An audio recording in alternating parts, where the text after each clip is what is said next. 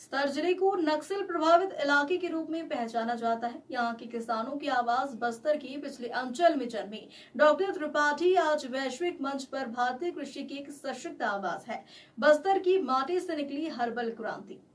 मां Danteshwari herbal farm तथा research centre देश का पहला अंतर्राष्ट्रीय प्रमाणित जैविक हर्बल फार्म है, जहां उत्पाद वैश्विक गुणवत्ता मानकों पर खरे उतरे हैं और सैकड़ों आदिवासी परिवारों को आजीविका भी मिली है। वे भारत की पहली अंतर्राष्ट्रीय प्रमाणित ऑर्गेनिक हर्बल फार्म मां दंतेश्वरी हर्बल फार्म के संस्थापक है। इस क्षेत्र में कई सम्मान प्राप्त कर चुके हैं। उन्होंने विश्वसनीय काली मिर्च प्रजाति विकसित कर कृषि उत्पादन में क्रांतिकारी परिवर्तन लाया है। सफेद मूसली उत्पादन व गुणवत्ता में उनका फार्म वैश्विक स्तर पर एक नंबर पर माना जाता है।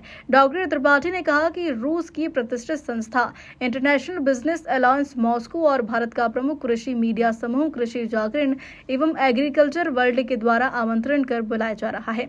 28 जुलाई से 7 अगस्त तक 2025 तक रूस यात्रा पर रहेंगी। भारत अपने उन्नत खेती के जरिए ही अतीत में सोने की चिड़िया कहलाता था। नमस्कार। ये रूस की जो यात्रा है, ये मुख्य रूप से दो बिंदुओं पे केंद्रित है। एक तो इसमें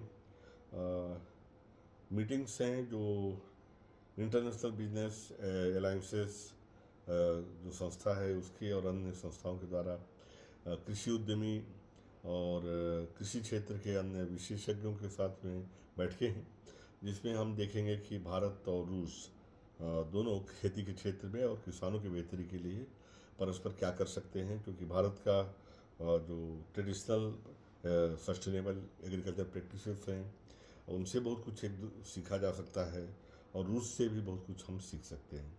और दूसरा, ये जो मीटिंग्स हैं इसको इंटरनेशनल बिजनेस अलायंस और इसमें कृषि जागरण ग्रुप जो है भारत का, इन्होंने भी कई जगह संपर्क किया, उनसे बात की। और टाइम्स ग्रुप के मिस्टर दत्तान जिससे भी बैठक है और कोशिश करेंगे हम मॉस्को यूनिवर्सिटी के हिंदी विभाग के साथ भी बैठक करने की, क्योंकि जो जनजातीय सरोकारों की राष्ट्रीय पत्रिका है, मासिक पत्रिका कक्षाड़, हम उसके लिए एक साहित्यिक विजिट भी वहाँ रखे हैं, जो पुष्किन संग्रहालय, टॉलस्टॉय का संग्रहालय है, म्यूजियम है, दोस्तोयेव्स्की का है, इन्हें ये जो बड़े साहित्यकार जो वैश्विक स्तर के हैं, हम वहाँ भी जाएंगे और हम देखेंगे, वो आधार तलाशेंगे, कोशिश करेंगे जो भारत के जनजातीय कला संस्कृति और परंपरागत ज्ञान है उसे और रशिया दोनों के बीच में एक सेतु का काम हमारी यह यात्रा करे, और इसमें कक्षाड़ की भी बड़ी भूमिका है। और इस यात्रा के लिए जो रूस, जहाँ मैं पहले जा रहा हूँ, फिर सेंट पीटर्सबर्ग जा रहा हूँ, दोनों जगह सारी बैठकों के आयोजन में सभी संस्थाओं को जोड़ने में संयोजक के रूप में कृषि जागरण की भी बड़ी भूमिका है। मैं उन्हें भी धन्यवाद देना चाहूँगा। और मेरे अनुजवत हैं संदीप त्रिपाठी, जो कि वहीं से डॉक्टरेट किए हैं रशिया से, उन्होंने भी वहाँ मेरी मीटिंग्स आयोजित करने में काफ़ी मेहनत की है और मैं सभी को धन्यवाद देना चाहता हूँ।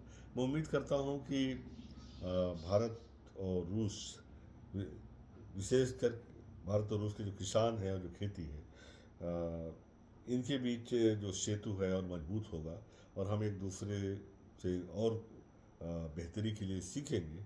और आने वाले जो वक्त में खेती की चुनौतियां हैं, जैसे क्लाइमेट चेंज है, सस्टेनेबल फार्मिंग का जो लक्ष्य है, गुड फूड यानी बिना जहर के, बिना पॉइजन के, बिना केमिकल फर्टिलाइजर पेस्टिसाइड के, बिना जीएम सीड के जो गुड फूड शरीर के लिए ज़रूरी है, जो होमो सेपियंस से बचाने के लिए ज़रूरी है, हम उसका उत्पादन कैसे बेहतर बनाएं, उसकी क्वालिटी कैसे अच्छा रखें, और दोनों दिशा में हम लोग काम करेंगे।